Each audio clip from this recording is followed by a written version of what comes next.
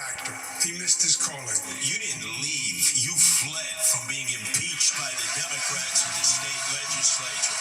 We first just heard from the Republican candidate for mayor, and then we heard from Donald Trump's puppet himself. With election night closing in, who won the night and who's running out of time? Fox 5 team coverage starts right now.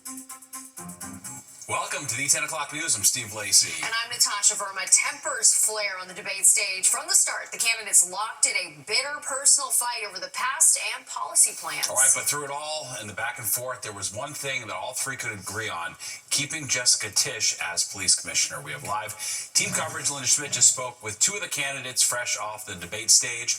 Hofstra University Chair Mina Bose is standing by with analysis. And Sharon Crowley kicks us off. No shortage of fireworks, Sharon. Yeah, it's certainly. From Election Day tonight, the candidates went after each other. They talked in detail about the cost of living, crime, affordable housing, and each announcing they would keep on the police commissioner if elected. But current events also dominating the discussion early on. Each of the candidates asked about yesterday's ICE raids of vendors on Canal Street, the federal action prompting protests and criticism among many New Yorkers. Candidates were asked about the raid and how their relationship would be with President Trump. I would have called the president and I would have said, look, you're way out of bounds. They're way out of bounds. Call them back or I'm going to have the NYPD step in and stop them because this is not their jurisdiction.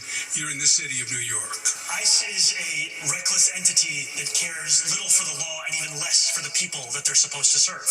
What we need to be doing here in our city is to end the chapter of collaboration between City Hall and the federal government, which we've seen under Mayor Adams. This is a matter that should have been left up to the NYPD, but we can't tolerate citizens attacking our federal law enforcement forces in the street because then that will just lead to anarchy. Well, the cost of living here in New York City is something else voters care deeply about. Mamdani wants to freeze rent-stabilized apartments. Cuomo pushing back on whether he has the authority as mayor to do so, each vowing to build more affordable housing in the city with ideas that could take years to implement. We are in the 9th consecutive year of more than 100,000 children in the New York City public school system being homeless. That means it began when Andrew Cuomo was the governor. And what did he do? What did he do about it? He did not do anything. This man never even proposed a bill on housing or education. Never even proposed a bill. Andrew, you didn't leave. You fled from being impeached by the Democrats in the state legislature. You fled. But let's get back on topic because I'm the only candidate up here who's been into many of the over 300 Department of Homeless Services shelters, and the family shelters are unsafe for the families there. We have to make them safer. Well, each of the candidates also bringing some baggage with them to the debate. Cuomo was asked about his sexual misconduct and COVID nursing home scandal, and Mamdani was asked about anti-Semitic past comments. He tried to fend off attacks from his rivals. I will be the mayor who doesn't just protect Jewish New Yorkers, but also celebrates and cherishes them. You won't denounce globalize the intifada, which means kill Jews. There's unprecedented fear in New York. You got a lot of explaining to do, a lot of apologizing to do. My sons are afraid. Their family, their friends, many in the Jewish community are concerned if you could become mayor because they don't think when anti-Semitism rears its ugly head, which it's now doing more than ever before, that you will have the ability to come in and put out those flames of hate. All right, stay with us because coming up at 10:30, we're going to talk more about how the candidates would fight crime and, when given the chance, what they would ask one another. Stephen and Tasha. Very well. All right, thanks, Sharon. And after dueling it out on the debate stage, Sliwa and Mamdani spoke with reporters, but Andrew Cuomo was quick to depart. Fox 8 Linda Schmidt is live in Long Island City with that part of the story. Linda? Yeah, first of all, good evening to both of you. And, we're talking about the reporters here. We were all inside the spin room where the candidates each had an opportunity to come over after the debate and answer questions from reporters. And by the way, the spin room was just across the hallway from the audience where the debate was. Andrew Cuomo, though, did not show up to answer questions. Mamdani did, as well as Sliwa. And then suddenly one of the reporters holds up her phone and she says, oh, wait a minute. Cuomo's at the Knicks game. And we're all like, the Knicks game? How did he get there so fast? But that's exactly where he was. Go ahead, take a look at this. The former governor, posting this on X. And who is he sitting right next to? Courtside. Mayor Adams. Both of them smiling. By the way, Mayor Adams called Cuomo a liar and a snake multiple times during this campaign. But that's where he chose to go instead of answering questions from reporters after the debate. And here's the caption. No better way to celebrate winning tonight's debate than making it to the Knicks game in time for the second half. Now, as I said, Mamdani and Curtis Sliwa, they both came in and they took questions from reporters. And Mamdani made some news today that he would keep NYPD Commissioner Jessica Tisch if he wins. However, it is clear that she has not made the commitment to him to stay. Here's what Mamdani had to say. I've spoken with the commissioner in public. I also spoke to her on the phone after the murder of Detective Vidarul Islam. And I've made this decision precisely because of the fact that it is excellence that will be required in delivering not only public safety, but also our affordability agenda. Okay, and then moving on to Sliwa here. Now, he was adamant once again that there is just no way that he is going to be dropping out of this race, despite pressure from people, including his boss, billionaire John Catsimatidis, who owns 77 WABC Radio, where until today, Sliwa had a job as a radio host. Well, he quit his on-air gig live on the radio today in a shouting match with one of his colleagues. Here's what he had to say to reporters after the debate tonight. Billionaires somehow think that they can control everything. And some of their agents have actually said to me in conversation, Curtis, everybody has a price. They really believe that they can buy whatever they want. And I think I've proven to not only my supporters, but also those that are not going to vote for me, because they all should have an opportunity to pick the next mayor. And Curtis Sliwa cannot be bought. I can't be sold. And if the people of New York City will be good enough to make me the mayor, I will put a sign on City Hall, not for sale. Okay, now there was a poll earlier this week by AARP that said if there was a two-way race and Sliwa dropped out, that Cuomo would have a shot at beating Mamdani. In a three-way race, if Sliwa stays in, then Mamdani has a commanding lead with about 43%. Back inside to you. But Cuomo went to the Knicks game. We still don't know how he got there so quickly. I know. The picture popped up so fast. All right, Linda, thank you so much. But for reaction, Mina Bose, Chair of Presidential Studies at Hofstra University, joins us live. Mina, great to see you. A lot of zingers tonight on the debate stage. What was your initial reaction to their performance? Well, this was clearly a very strong debate. The candidates came in and really pulled no punches. And I think that this debate is really, might be obvious, but as much about confidence, trying to build confidence in the person, each candidate trying to build confidence in them as the person who is best equipped to be mayor of New York City. Former Governor Cuomo focused on experience, not only his own experience, but hammering the lack of experience, particularly of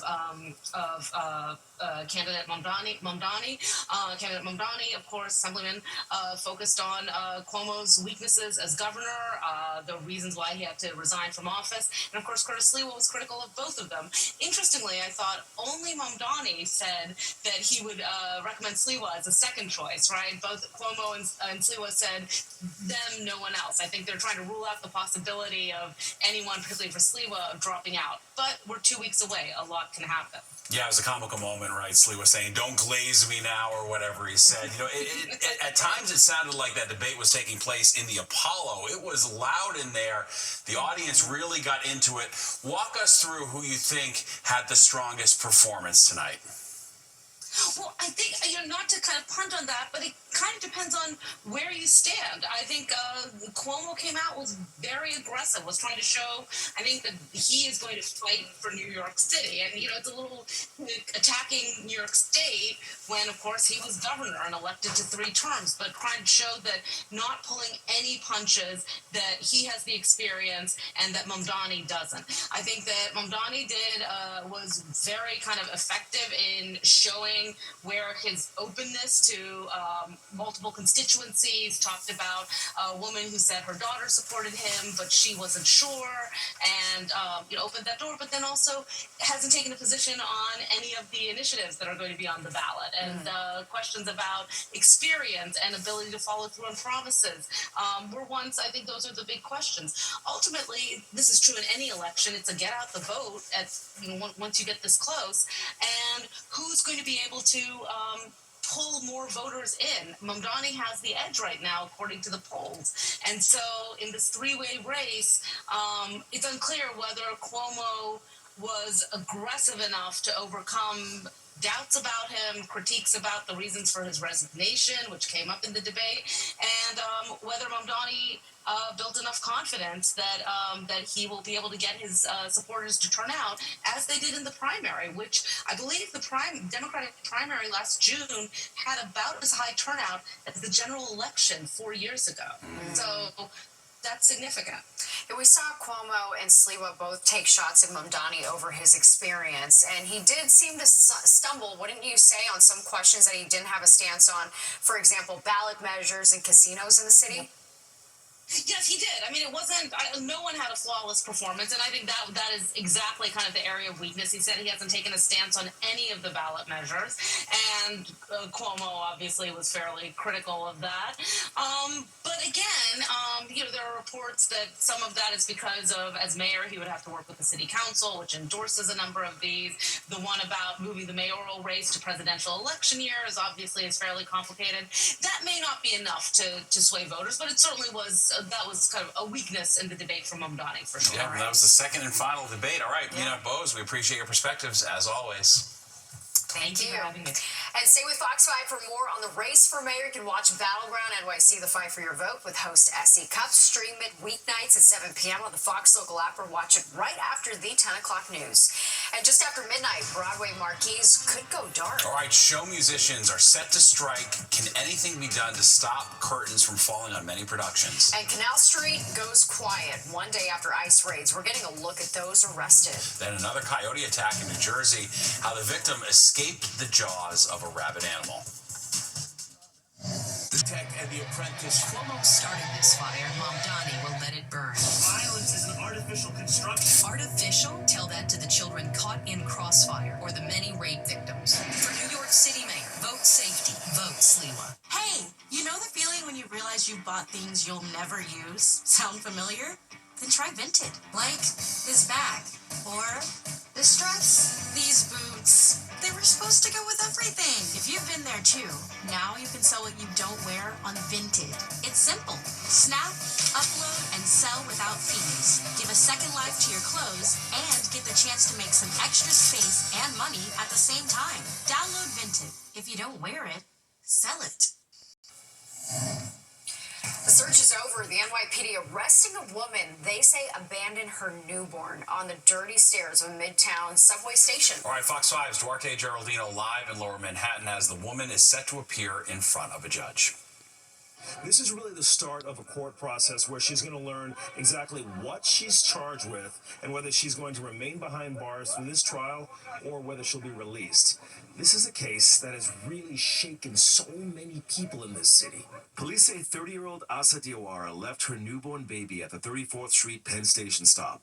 The umbilical cord was still attached. The baby was wrapped in a blanket and left at the bottom of a stairwell leading to the downtown trains. It happened during the Monday morning rush hour. Hundreds of people passed through before someone noticed the tiny bundle and called 911. Officials rushed the baby to Bellevue Hospital. She was awake, alert, and breathing on her own. Doctors say she's doing okay tonight. Detectives released a photo of a woman they believe was connected to this case, and within hours, someone recognized her. Diawara was arrested and charged with abandonment of a child and endangering the welfare of her child. If she's found guilty, she could spend up to 4 years behind bars. We stopped by her neighborhood in Jamaica, Queens. Neighbors didn't recognize her photo or name, and they said they didn't know anyone was pregnant, but they had strong feelings about what happened. How could someone leave a baby on the subway? In the subway? Why not take it to the fire department or to the police? Why leave it in the subway? Many people can't have babies. And that infant girl is safe in the hospital right now, but there are still so many unanswered questions. In Lower Manhattan, Duarte Geraldino, Fox 5 News. A large crowd rallying in Foley Square earlier this evening to speak out against yesterday's ICE raid in Chinatown. Dozens of federal agents descended on Canal Street, targeting undocumented street vendors accused of selling counterfeit goods. The Department of Homeland Security says 9 illegal immigrants were arrested, and some of them have prior arrests on charges like assault and drug dealing. The scene quickly turned chaotic when other people in the area started protesting. 5 of them were arrested but later released. Speaking on Fox News, the acting director of ICE says New Yorkers can expect to see more raids like that.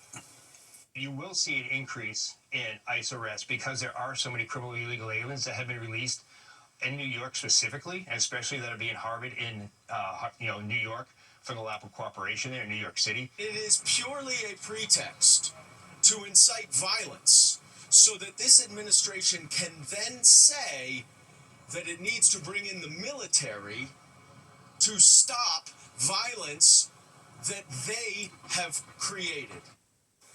New York Attorney General Letitia James has launched a portal to review federal immigration enforcement and is asking for photo and video evidence of ICE activity in New York. A San Francisco restaurant owner back to work after being stabbed by an enraged customer. Police say the woman and he got into a confrontation after the owner asked her and her friends to leave his restaurant. Well, when they moved into the kitchen, you can see here, the woman apparently grabbed a knife and stabbed him. The incident caught on security cameras. The owner says she also demanded money. Police eventually arrived and were able to take her into custody. After being treated for his stab wounds, the owner is back at the restaurant tonight. Well, another coyote attack in New Jersey. This latest incident happened in Saddle River yesterday. The victim there says he was just working in his yard when he got attacked in a matter of seconds, leaving him with minor injuries. Officials say the animal was rabid and the animal had to get euthanized. I was using a pole saw, working over my head, looking up, cutting off limbs down there in that part of the woods. And the next thing I knew, I got bit in my upper right leg. I turned around, there he was, and he started to, bite my other leg and kind of come at me. And the other attack took place Monday in Woodcliff Lake. A woman and her dog were both bitten by a coyote. Both are expected to be okay, but that coyote is still on the loose. The FDNY says a fire sparked by fireworks severely damaged several homes in Queens. Those flames broke out early this morning in South Ozone Park. Look at that, the fireworks caught on surveillance video. At one point, they flew right into a family's home. Shortly thereafter, flames shot out of 3 homes on Folk Boulevard. FDNY officials are reminding New Yorkers fireworks are illegal, and they urge you to call 311 to report anybody who's using fireworks. Developing tonight, the union representing Broadway musicians says it is prepared to strike immediately if a new contract agreement isn't reached by tomorrow morning. Local 802 tells us it's in negotiations with the Broadway League right now and may not have an update until early tomorrow morning. Broadway musicians have been working without a contract since August 31st. They're asking for higher wages, stable health coverage, and employment security. In a statement, the Broadway League said in part, "We value our musicians and are committed to working in good faith to get a fair contract done." Well, pull out the coats. The temperatures are about to dip. All right, Nick's at the weather wall with the forecast next.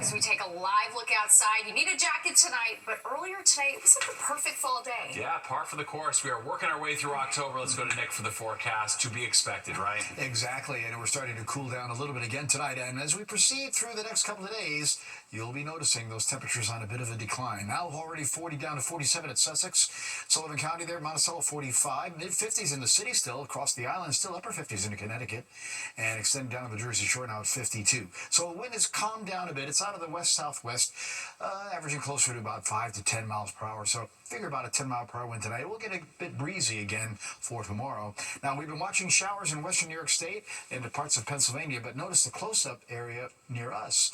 It's a clearing trend coming in. I think that clearing trend is going to continue. We do have a storm center up here in northeastern Canada. Notice it's kind of rotating backwards.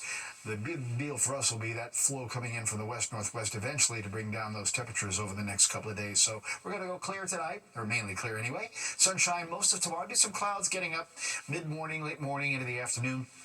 Could be a little isolated shower over some of the farther northern suburbs as we get on into the afternoon time frame. They're going to be kind of few and far between, though. Tomorrow night, sky again goes mainly clear. And then as we head on in towards Friday, looks like another nice day. Similar performance. Sunshine gets into some clouds at times. And again, northern suburbs might run the risk of a couple of isolated showers, but nothing really worse than that.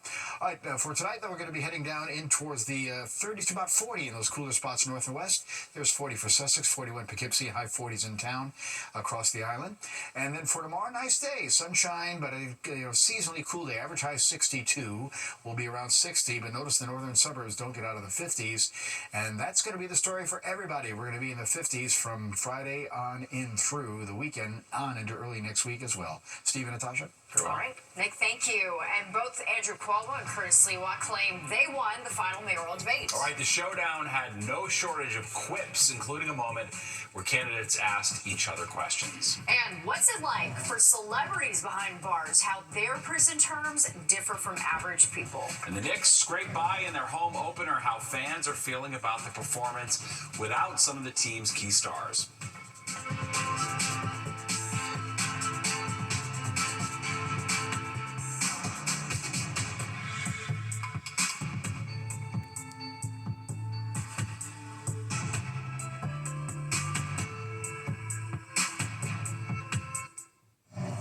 Zohran Mamdani released a rap track that praised 5 convicted Hamas funders. These 5 men were convicted of funneling over $12 million to Hamas. Mamdani sent his love. Did you forget about the towers that fell on September 11th and the thousands that died in our city, and you want him to be your next mayor? There is no debate that this just can't happen.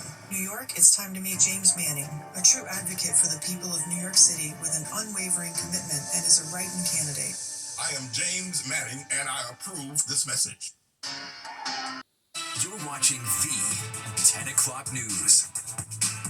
The gloves coming off, the mayoral candidates clash one last time on the debate stage before voters head to the polls. Welcome back. I'm Natasha Verma. And I'm Steve Lacey. The trio trading jabs, looking to seize the spotlight and push their campaign through the finish line. Fox 5 team coverage continues for you. Richard G. Covis is talking with voters, but first, Sharon Crowley has the key moments from the debate, including a heated question, Sharon, that Mamdani asked Cuomo. Yeah, the question and answer portion of the program was certainly something that was new in this debate. Candidates got the chance to ask their competitor a question.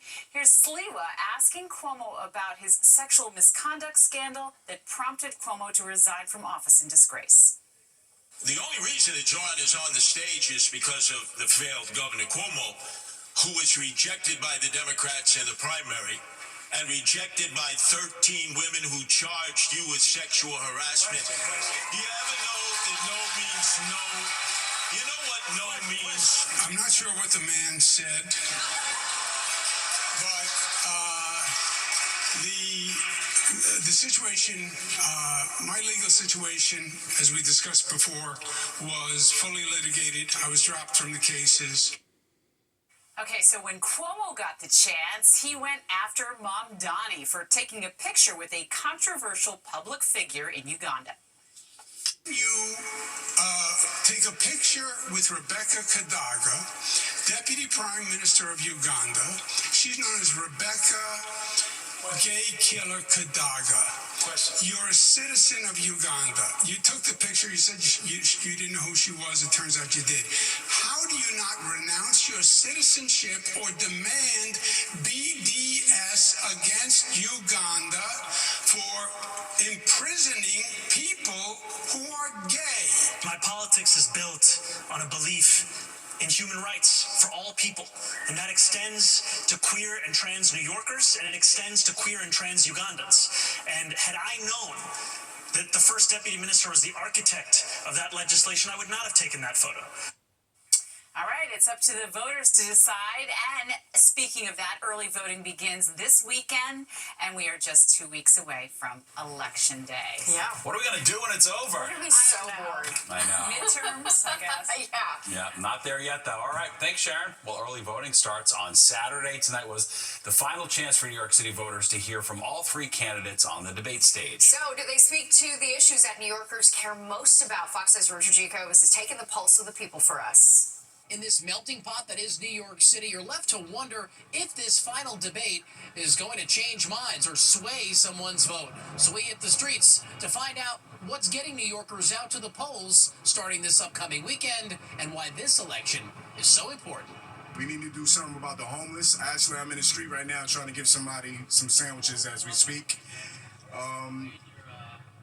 The mental institutions that we have, we don't have enough. We need to open more up. We have people in the streets that's suffering, going through so many things. The number one issue is probably all of the things going on with ICE right now and just the state of our current nation. You know, how hard it is for us New Yorkers and how much we have to pay for the fares and everything. It just doesn't make sense that we have to pay $3 and the fares keep raising up for delays, you know, accidents. It's embarrassing, honestly. And when it comes to rent and everything, that's also embarrassing too, you know. My issue is safety.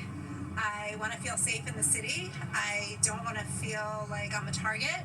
I want my children to feel safe when they go to school. We need the NYPD to be strong. We need to end cashless bail.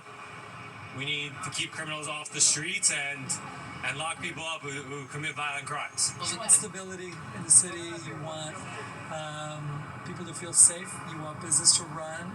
And you want New Yorkers to come together.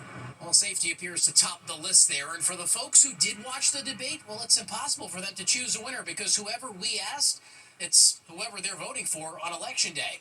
That's the winner, proving that minds may already be made up. We're in Midtown. Richard Jacobs, Fox 5 News. That's a great point, Amanda, at the end there. Yeah. That's right. Everyone's got their mind made up, potentially. Well, we've seen it happen to movie stars, athletes, and musicians, celebrities convicted and sentenced to time in prison. So, what's it like for the rich and famous behind bars? This week on Street Soldiers, Lisa Evers takes a look behind prison walls.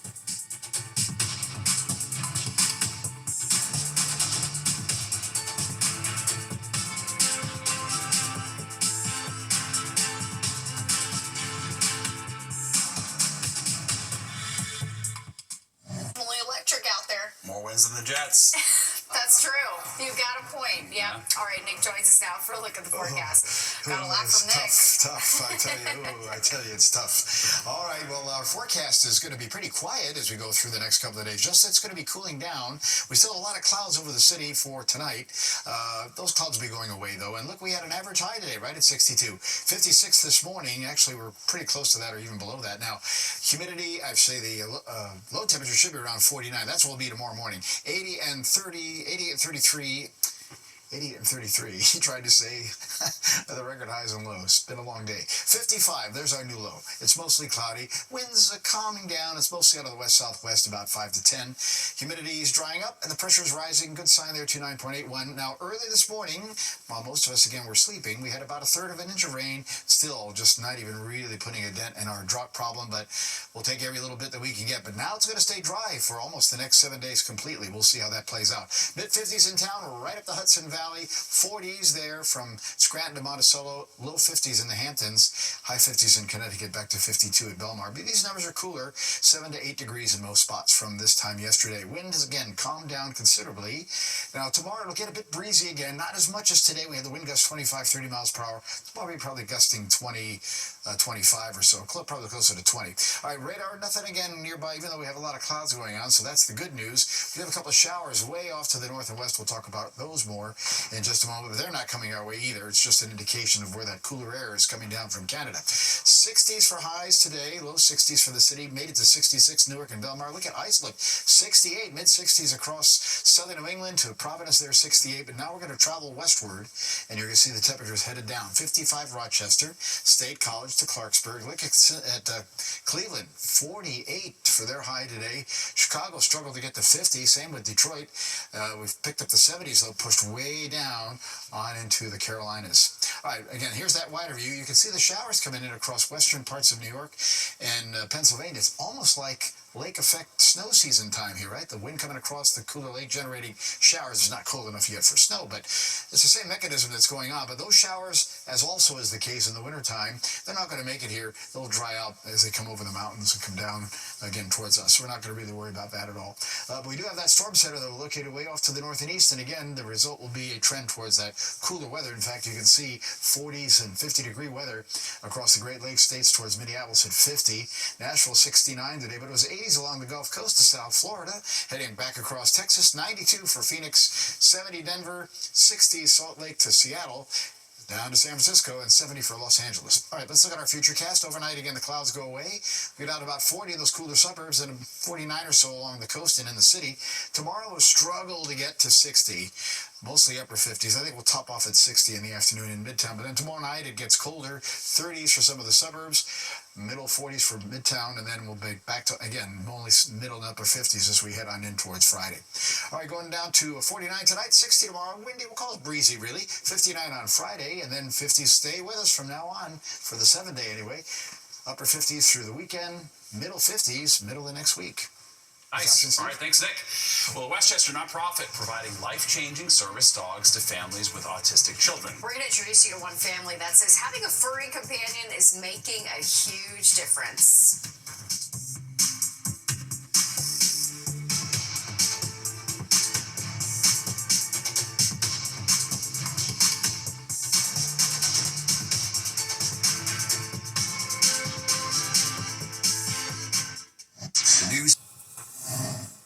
Welcome back. Furry Friends are offering safety, companionship, and independence for children in Westchester. That's right. The nonprofit Blue Path has a simple mission: provide autism service dogs to families in the community. Fox 5's Richard Giacovis introduces us to some of the working canines. Paul? There you go, I did it. Good job. The McKeever family is just back from a bucket list trip to Walt Disney World. Mom Kim, Dad Vinny, Riley, Molly, Max, and Fred. Fred is the family dog, but he really belongs to 7-year-old Molly. As she puts it, Fred is her Pluto. Fred keeps licking my Pluto. Molly was diagnosed with autism just before turning 2 years old. It was during the pandemic when Kim and Vinny noticed something was different. We really noticed the struggles and challenges she was having, how language delay there was, how frustrated she was at everything. Molly did begin speaking, but the worry came when this spunky second grader began to wander off. It's something called eloping, a common autistic behavior. The worst that ever happened was I was just trying to go to the supermarket across the street, and we just needed to get some milk. It was like really simple. It was not a big deal, sort of quick trip. And she was so afraid of just what was on the other side of that door. Even though she'd been there so many times, she was just so scared that she turned and ran right into the bus lane right behind us. It soon became a regular thing. Molly began eloping almost every week, and that's when the McKeevers were growing more concerned. But it was one day when Kim was here at our local Trader Joe's down the street, and she saw a sign on the door. It's a sign that you probably see every day, where it said, "No pets allowed, only service dogs." And that's when the light bulb went off. I started saying, I was like, well, maybe there's something that can be out there for her. And there was. So Kim and Vinny got in touch with Blue Path Service Dogs, a nonprofit that provides autism service dogs to offer safety and companionship to families free of charge. Ready? Let's go. They work on that anchoring behavior. They visit school districts and really get accustomed to the sights and sounds of children, children with autism, the movements that they make, the sounds that they make, and really making sure that these dogs are comfortable in any type of situation. Let's go for a walk. It was a match made in heaven, and almost instantly, Fred took to Molly, and Molly took to Fred. Come on, Fred. And right on cue, during our interview while on a walk, Molly began eloping towards her older sister. Fred stayed anchored to the ground, looking up at Mom as if to say, I got her. It's moments like these that Kim doesn't take for granted, she says, since day one. You're my good boy. We walked past that corner where she had run away and right to the bus stop, and we walked right past it, and I just burst into tears. I just lost it. I just couldn't believe she was doing it. Looks like Pluto finally found his Minnie Mouse. On the Lower East Side, Richard Giacovis, Fox 5 News. Amazing story. Yeah, dogs bring such joy. They do. Yeah. All right, well, there's more of the 10 o'clock news straight ahead. We'll be right back.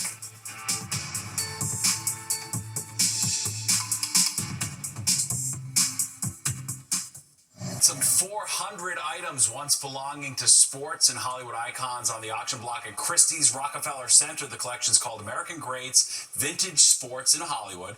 One of the items, Jackie Robinson's Hall of Fame induction ring, sold for nearly $700,000. Many other items from legends like Marilyn Monroe, Lou Gehrig, and Elvis Presley are all part of an online auction which closes on Friday. The old school Yankees Love hat, that so stuff. cool. Yeah, Joe Namath jersey, very cool. All right, final check of the weather. Things are starting to get chilly overnight this time of year, Nick. Yeah, that's for sure, and especially getting north and west of the city, we're going to find 40-degree temperatures out the door in the morning, like Poughkeepsie and Sussex over there to Scranton. 49 in the city, then upper 40s along the coast as well on Long Island, about 50 down the Jersey Shore tomorrow. Beautiful day, a little bit breezy still, not as windy, quite as windy as today, but look at the temperatures, mainly upper 50s to about 60, and that's it for the 60-degree weather. We stay in the 50s moving forward Friday.